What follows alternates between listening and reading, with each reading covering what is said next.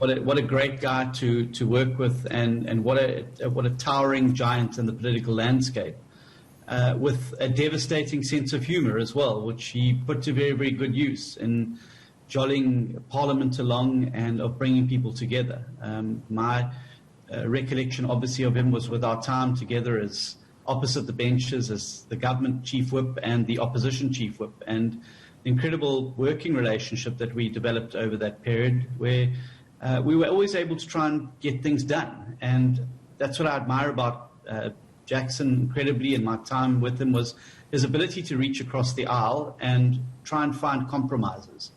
And Parliament went through some very tough times, but we were always able to find each other and keep things moving. And he's going to be really sorely missed, not only for his own party, but in the country as well. We've really lost a huge force for good in South Africa.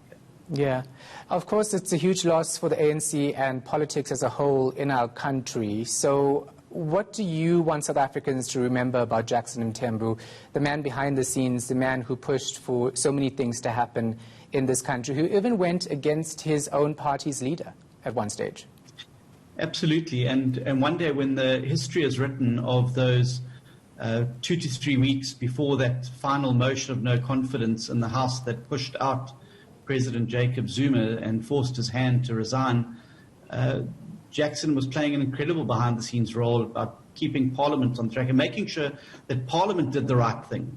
Even though it was a leader of his own party, he was able to put aside those partisan differences and act in the best interests of the country. And I think we need a lot more of that. I think we need a lot more reaching across the aisle in instances where we are able to find the things that can put South Africa first. And I will always remember those particular days, because it took immense bravery, and those behind-the-scenes meetings, those late-night meetings that were happening in rooms in Parliament about how things were going to unfold and what was happening, really an interesting time, and certainly the stuff that books are made of. And when those books are written, Jackson Mthembu's role in that is going to be immense.